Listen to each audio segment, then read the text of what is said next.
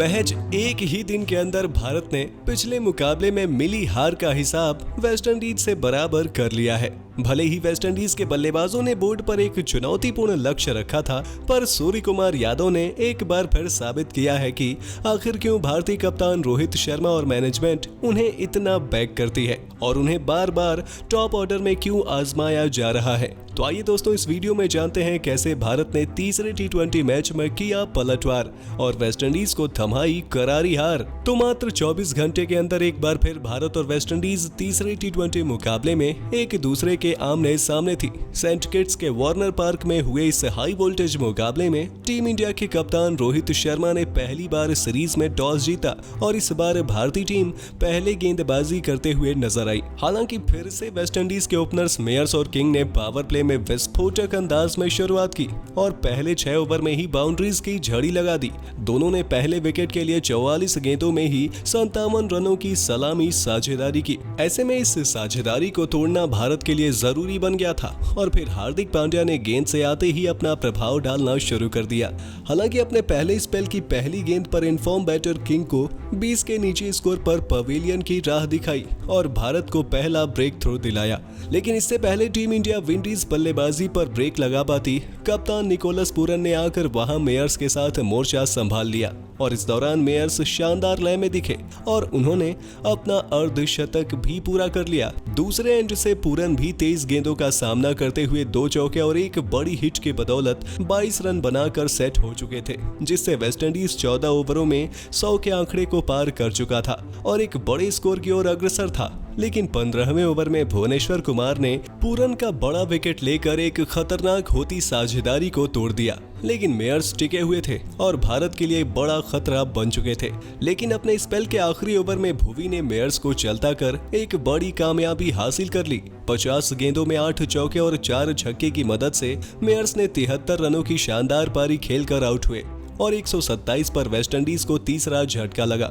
यहां से अगले कुछ गेंदों तक भारतीय गेंदबाजों ने कसी हुई गेंदबाजी करके रन गति पर लगाम लगा कर रखा। लेकिन 19वें ओवर में गेंदबाजी करने आए आवेश खान को शिमरॉन हेटमायर ने 2 छक्के जड़ दिए, जिसके कारण कैरिबियन टीम 150 के आंकड़े को भी पार कर गई। हालांकि अंतिम ओवर में अर्शदीप को भी पॉवेल ने 2 चौके जड़े, पर उन्होंने इसके बाद वापसी करते हुए पॉवेल को बाहर का रास्ता दिखा दिया और फिर हेटमायर भी उसी ओवर में रन आउट का शिकार हो गए और अंतिम ओवर में अर्शदीप ने केवल 10 रन खर्चे, जिसके बाद विंडीज ने अपने 20 ओवर में 5 विकेट खोकर 164 रनों का सम्मानजनक स्कोर खड़ा कर लिया।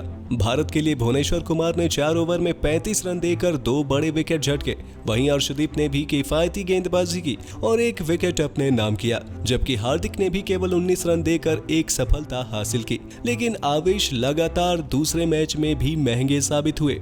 उन्होंने केवल 3 ओवर में ही 47 रन लुटा दिए और एक बार फिर अपने परफॉर्मेंस से प्रभाव छोड़ने में असफल रहे। अब वैसे तो सेंट किट्स की पिच और वहां के इतिहास को देखते हुए 165 का लक्ष्य आसान नहीं था, क्योंकि भारत को वार्नर्स पार्क के अब तक के इतिहास को बदलने का काम करना था। ऊपर से टीम को शुरुआत में ही बड़ा झटका लगा, जब दूसरे ही ओवर में भारतीय कप्तान रोहित शर्मा अपना मसल पुल करवा बैठे और उन्हें ग्राउंड छोड़कर बाहर जाना पड़ा। रोहित 11 रन बनाकर रिटायर हर्ट हो गए और बिना विकेट गंवाए एक तरह से टीम इंडिया को रोहित के रूप में पहला झटका लग चुका था। ऐसे में दूसरे ओपनर सूर्य कुमार यादव पर भारत को अच्छी शुरुआत दिलाने की जिम्मेदारी बढ़ चुकी थी और स्काई ने बिल्कुल भी निराश नहीं किया। इस स्टाइलिश खिलाड़ी ने शुरुआत से ही जो लय पकड़ी, फिर पीछे मुड़कर नहीं देखा। दूसरे एंड पर खड़े श्रेयस अय्यर ने भी सूर्या का बखूबी साथ निभाया और दोनों ने आक्रामक रुख अख्तियार करते हुए ग्राउंड के चारों तरफ चौके और छक्कों की प्रदर्शनी सी लगा दी।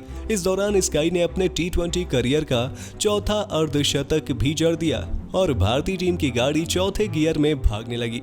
स्काई और श्रेयस ने केवल 11 ओवर में ही टीम इंडिया का स्कोर 100 के पार पहुंचा दिया और भारतीय टीम ड्राइविंग सीट पर पहुंच गई। हालांकि 12वें ओवर में अकील हुसैन ने 24 के निजी स्कोर पर श्रेयस अय्यर को स्टंप आउट कराकर पहली कामयाबी दिलाई, लेकिन स्काई ने आक्रमण जारी रखा और पंत के साथ मिलकर अगले 3 ओवर में ही 30 रन जोड़कर मैच को बिल्कुल ही एक तरफा सा कर दिया। 44 गेंदों में 8 चौके और 4 गगनचुंबी छक्के की मदद से सूर्या ने 74 रनों की मैच विनिंग पारी खेली भले ही स्काई मैच खत्म किए बिना आउट हो गए, पर उन्होंने टीम को कमांडिंग पोजीशन में पहुंचा दिया था। बाकी का काम विकेटकीपर बल्लेबाज ऋषभ पंत ने पूरा कर दिया। बाएं हाथ के बल्लेबाज ने 26 गेंदों में 33 नाबाद रन बनाए और भारत ने 19वें ओवर में ही 166 का लक्ष्य हासिल कर मुकाबले को 7 विकेट से अपने नाम कर लिया। और इसके साथ अब टीम इंडिया ने 5 मैचों की T20 सीरीज में भी 2-1 से बढ़त बना ली है। तो दोस्तों, आप भारत की इस शानदार जीत को 10 में से कितने अंक देना चाहेंगे? अपनी राय कमेंट करके जरूर बताइए और ऐसे ही शानदार खबरों के लिए हमारे YouTube चैनल को सब्सक्राइब करना बिल्कुल ना भूलें।